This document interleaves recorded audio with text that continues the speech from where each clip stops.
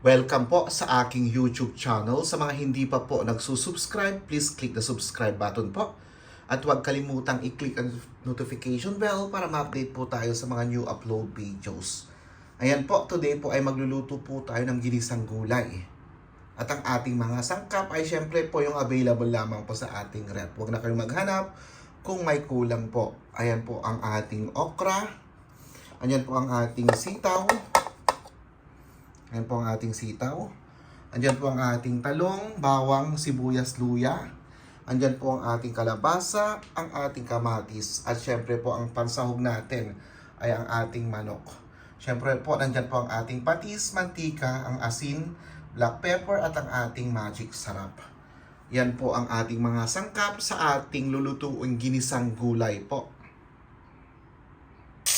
Ayan po, inuna ko na pong ginisa ang ating bawang at ang ating luya po. Isusunod ko na po ang ating sibuyas. Ayan na po, nilagay ko na po ang ating sibuyas. Ilalagay ko na po ang ating karneng manok. Ayan po. Igisa din po natin ang ating manok. Ayan, later on, ilalagay ko na po ang ating patis.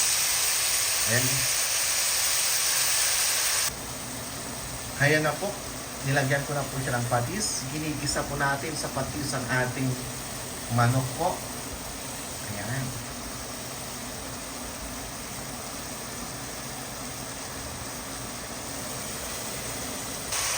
Ayan na po ang ating ginigisang manok po. Ginigisa natin sa patis.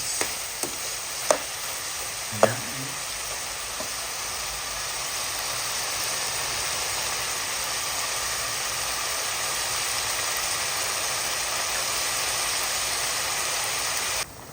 Ayan na po, dinagdagan ko na po ng tubig para sigurado nating maluto muna natin yung ating manok. Nilagyan ko na rin po siya ng black pepper at saka magic sarap po. At dinagdagan ko na rin po siya ng konting garlic powder. Ayan po. Lutuin lang natin yung manok. Then ilalagay natin yung ating mga gulay po.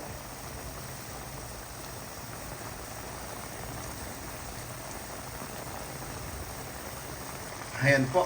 Nailagay ko na rin po ang ating kamatis. Ayan po. Igisa-gisa lang po natin. Then susunod-sunod na po ang ating mga ibang gulay po. Ayan.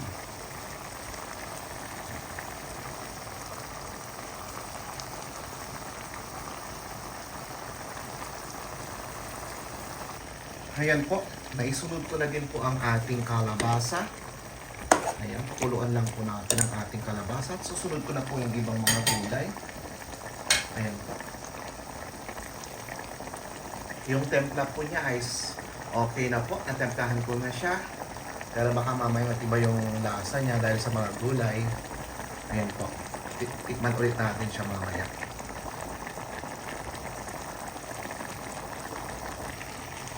Ayan po, nilagay ko na rin po ang ating talong. Ayan, lutuin lang po natin ang ating talong. Gisa-gisa lang po natin. Ayan po.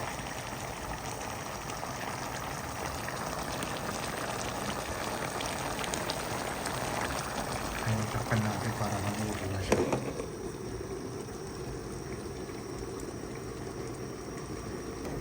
Ayan na po ang ating ginisang gulay po. Ayan. Ilalagay ko na po ang ating sitaw at ang ating okra. Ayan, para maluto na silang lahat.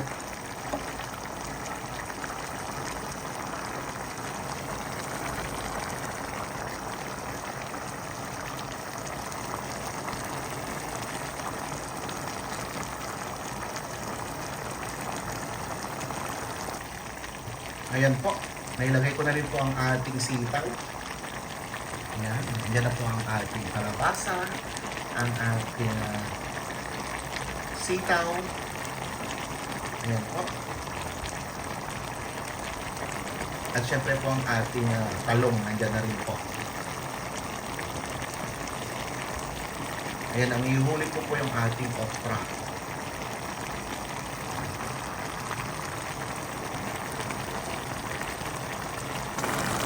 Ayan po, lalagay ko na rin po ang ating okra.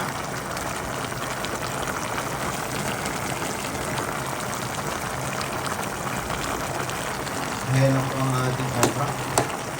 Lalagay na po.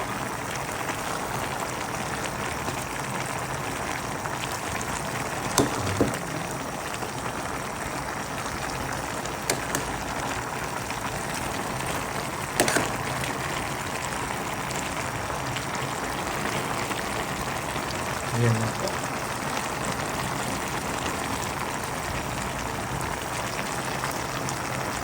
Tapan lang natin.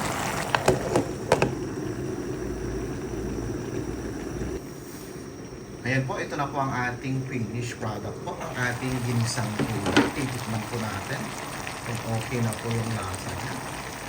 Ayan na po. Ayan po.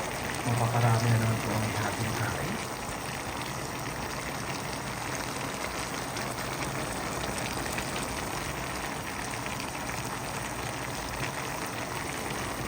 Ayan po, natikman na po natin. At mas lalo pa po siyang sumara.